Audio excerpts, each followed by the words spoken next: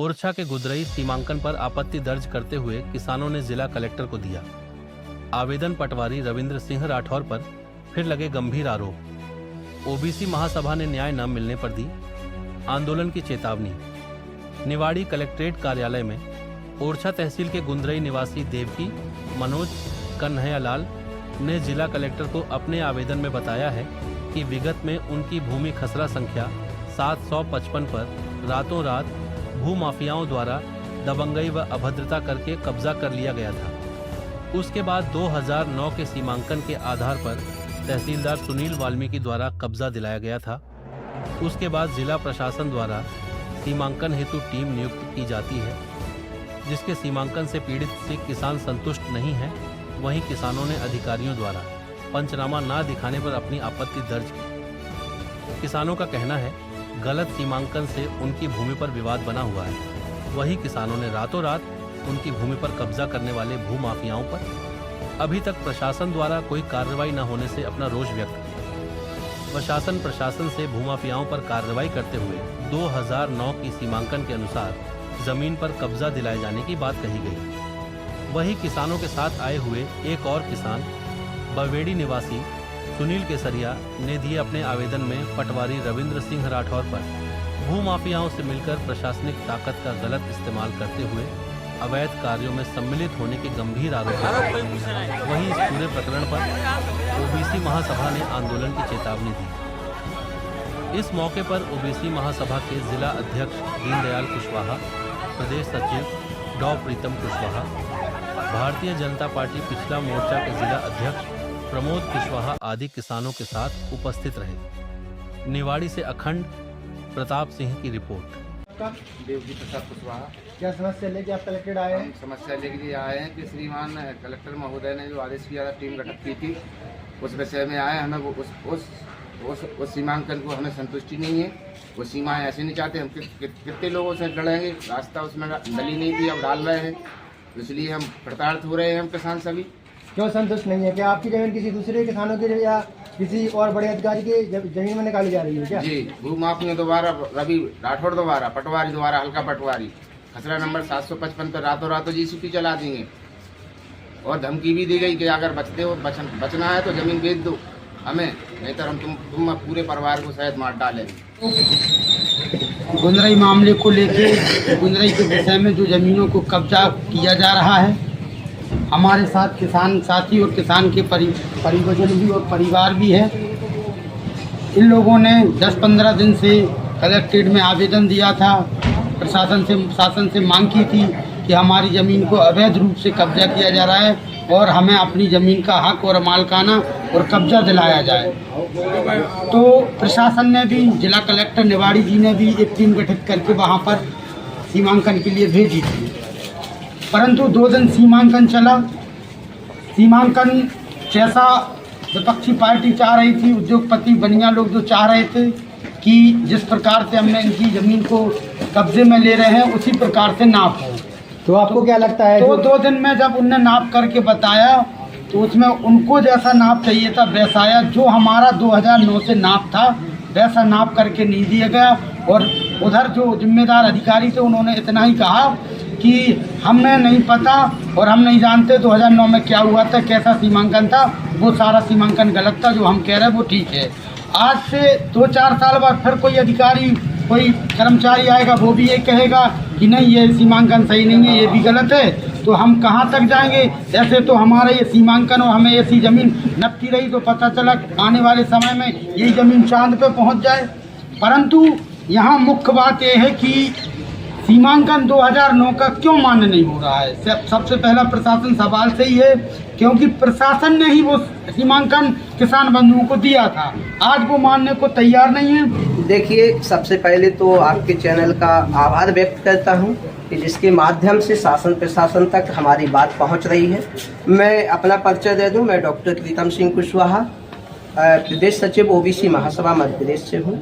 साथियों, मैं जब से देख रहा हूँ कि बात 9 तारीख की है।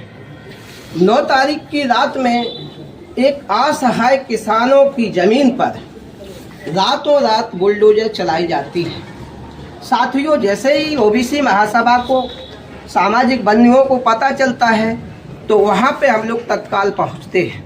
दूसरे दिन हमारे साथ तहसीलदार ओरछा सुनील वाल्मीकि जी के द्वारा तत्काल हमारे भूमाफियाओं के द्वारा जो कब्जा किया गया था उसको तत्काल सुनील वाल्मीकि जी के द्वारा किसान को अपनी ज़मीन सौंप दी जाती है, जबकि चूना डाल के ही सौंपी जाती है। ऐसा नहीं कि किसान ने स्वयं कब्जा कर लिया हो।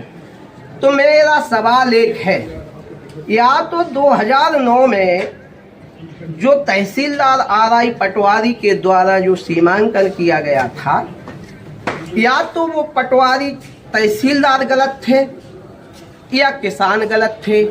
मुझे सवाल का जवाब चाहिए प्रशासन से। या फिर आपने जब रातों रात बुलडोजर चलवा के कुछ मिली भगत कर्मचारियों के साथ किसान की जमीन हड़पी, इसके तत्काल बाद सुनील वाल्मीकि जी ने उनका कब्जा दिलाया, तो क्या सुनील वाल्मीकि जी गलत हैं? ये प्रशासन अपने आप में सवाल खड़े कर रहा है। दूसरी बात, जब सुनील वाल्मीकि जी ने इनको कब्जा दे दिया तो आखिर वजह क्या थी कि एक टीम गठित करके उसकी जमीन का फिर से सीमांकन किया जाता है। पहले दिन सीमांकन होता है, पॉइंट सही आता है, लेकिन इनके दिमाग में कुछ चला कि यार ये तो किसान को मिल रही है जमीन, तत्काल इनने रोक दी और 23 तारीख में फिर से सीमांकन चालू किया। तो सीमांकन करने के बाद तत्काल बोल दिया कि रोड के आधी ज़मीन इस साइड में है, रोड की आधी ज़मीन उस साइड में है। मतलब ये है किसान एक तरफ कुआं में गिर रहा है, एक तरफ खाई में गिर रहा है। सीधा मुद्दा ये है कि किसान को फंसाया जा रहा है और भूमाफियाओं को बचाया जा रहा है।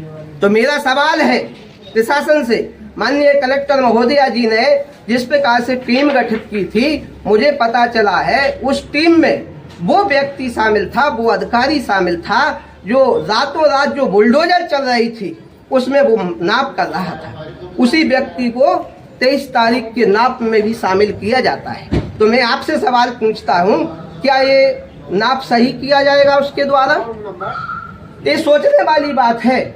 तो बताइए, हमें प्रशासन से पूरा भरोसा उठ चुका है। अब मैं उग्र आंदोलन के लिए आह्वान करता हूं, यदि 30 तारीख तक हमारे पीड़ित किसान को न्याय नहीं मिल जाता है, 2009 के सीमांकन के अनुसार इनको कब्जा नहीं दिलाया जाता है, तो ओबीसी महासभा और समाज का जो संगठन है प्रांतीय कुशवाहा महासभा, इस दोनों संगठन के माध्यम से हम लोग एक उग्र आंदोलन करेंगे जिसकी जवाबदारी शासन प्रशासन की होगी। ये जो विषय आया कि 2009 में किसान ने सीमांकन कराया, वो भी प्रशासन ने किया, और प्रशासन ने जब 2009 में सीमांकन किया तो क्या 2023 में जब आपने सीमांकन कराया तो वो गलत कैसे हो सकता है? और गलत अगर हुआ है तो कहीं ना कहीं उसमें मिली भगत है और भूमाफिया भी है। जो मुझे जानकारी है कि इसमें कुछ नेता भी हैं और कुछ अधिकारी भी हैं, और जो अधिकारी हैं उनका अब आने वाले समय में उनके नाम ही खुलेंगे अब, और नेता जो भी हैं उनके भी अब नाम खुलेंगे, क्योंकि अब हद पार हो रही है।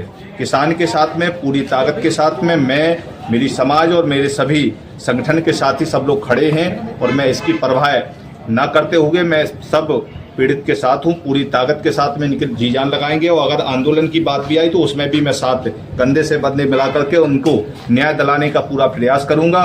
क्योंकि 2023 में जो सीमांकन आपने किया, भाई क्या नक्शा वो चेंज हो गया? क्या वो समय बीतता गया? आने वाले समय में अगर जो अधिकारी फिर से आएंगे तो 2025 में फिर से क्या वो ज़मीन फिर से और आगे बढ़ेगी? मुझे तो यही पता नहीं चलता कि ज़मीन बढ़ रही है या नक्शा उसका बराबर चेंज होता जा रहा है। इसका मूल कारण क्या है? इसमें कहीं ना कहीं प्रशासन की मिली भगत मुझे कहीं ना कहीं किसान की ज़मीन को एक भूमाफियों को देने के लिए एक रणनीति चलाई जा रही है।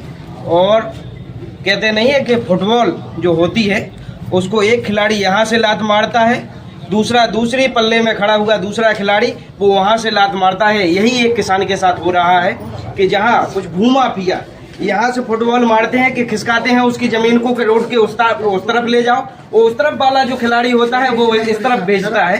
कहीं ना कहीं ये किया जा रहा है। तो मैं शासन प्रशासन के लोगों को चेतावनी देता हूँ कि इस किसान को न्याय दिलाइए, अन्यथा ओबीसी महासभा और तमाम संगठन और किसान साथी कमजोर नहीं है। ये निवाड़ी की धरती कम पड़ जाएगी। ये चेतावनी के साथ मैं कह रहा हूँ, ये निवाड़ी की धरती कम पड़ जाएगी अगर किसान के साथ 30 तारीख तक अगर किसान के साथ और उसकी जमीन को नहीं दिलाया गया तो 30 तारीख के बाद जो हम सभी संगठनों के सदस्यों के द्वारा जो तारीख निश्चित की जाएगी उसमें एक उग्र आंदोलन और एक बड़ा आंदोलन होगा। मेरा नाम संजीव केसरिया, मैं एक गरीब किसान, मेरे पिताजी की पुश्तैनी जमीन यथार्थ हॉस्पिटल की बाउंड्री से लगी हुई जमीन है जो कि बरसों पुरानी है। उसको पहले सरकारी कर दिया जाता है, उसके बाद उसको निजी कर दिया जाता है। उसके लिए मैं सागर कमिश्नर के अंदर जीत चुका हूँ, उसके बावजूद ही मेरी ज़मीन चढ़ाई नहीं जा रही है। मैं उसके चक्कर लगा रहा हूँ बार बार। अब उस ज़मीन के पता लगा है कि एक पट्टा धनाराम कंस्ट्रक्शन को कर दिया गया, उसके बाद वो मेरी ज़मीन के अंदर निकला है, जिसमें रवि राठौर ने नपाई करने के बाद मेरी ज़मीन के अंदर कुछ ज़मीन 30-40 फीट अंदर निकाल दी है। 1-1.5 एकड़ बता रहे हैं कि ज़मीन धनाराम कंस्ट्रक्शन की निकल रही है। उसके बाद जैसे ही एक पट्टा निरस्त होता है उस पर मैं कार्रवाई कर रहा हूँ, स्टे मेरे पास, मेरी बाउंड्री गिरा दी जाती है।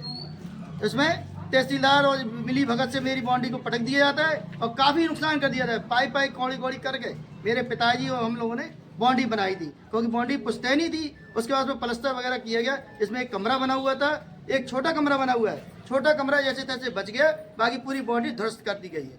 अब कुछ दिन बाद मुझे पता लगता है कि रवि राठौर जी ने मिली भगत करके एक आनंद समाधिया को एक पट्टा फिर खनन के लिए, खनन का मतलब हो गया है कि गट्टी बालू इकट्ठा करें और जनता को, किसानों को मार दें, जबकि ऐसा नियम नहीं है कि कभी भी अस्पताल के बगल में खनन हो सकता है। 100 मीटर के दायरे में कभी भी खनन नहीं हो सकता, लेकिन पट्टे बांटे जा रहे हैं और किसानों को मारा जा रहा है। एक ना एक दिन ऐसा होगा कि सारे किसान जितने भी मध्य प्रदेश के हैं इकट्ठे होकर, जितने अधिकारी, कर्मचारी, नेता इसमें मिले हैं, उन सबको बीच चौराहे पे खड़ा करके जिंदा जला देंगे।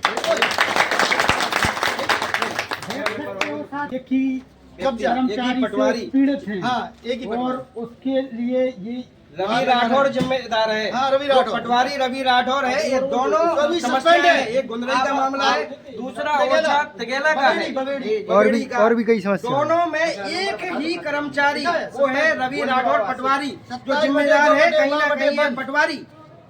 27/2/1 है, जो कि रवि राठौर को, तहसीलदार को, सबको मालूम है ये नंबर कि यथार्थ हॉस्पिटल से पीछे लगी हुई जमीन विनोद कुमार केसरिया जी की है। मैं उनका सपुत्र हूँ, क्योंकि पिताजी चलने फिरने में असमर्थ है। क्यों इस तरीके से ऐसी आई जा रही है? कीमती जमीन है? नहीं, कीमती जमीन ऐसी है कि ये पुश्तैनी जमीनें हैं और ये जमीनें भूमाफियों की निगाह में है, क्योंकि मेरे आगे कई लोग ऐसे चिन्हित व्यक्ति हैं जिनके पास अरबों खरबों रुपया है। पहले आप जानते हैं, उनका नाम बोलना गलत है, लेकिन उसके बाद भी पूरा प्रशासन जानता है, सब उनकी मदद की जा रही है। बाकी गरीबों को तो ये हो रहा है कि उनको परेशान किया जाए ताकि कोड़ियों में जमीन बेच के चले जाएं, नहीं तो जो कुआं बना हुआ है उसमें जाके मर जाएं। यही मेरा कहना है। किसान उसमें ही मरेगा और कुछ नहीं होगा इसके अलावा बस।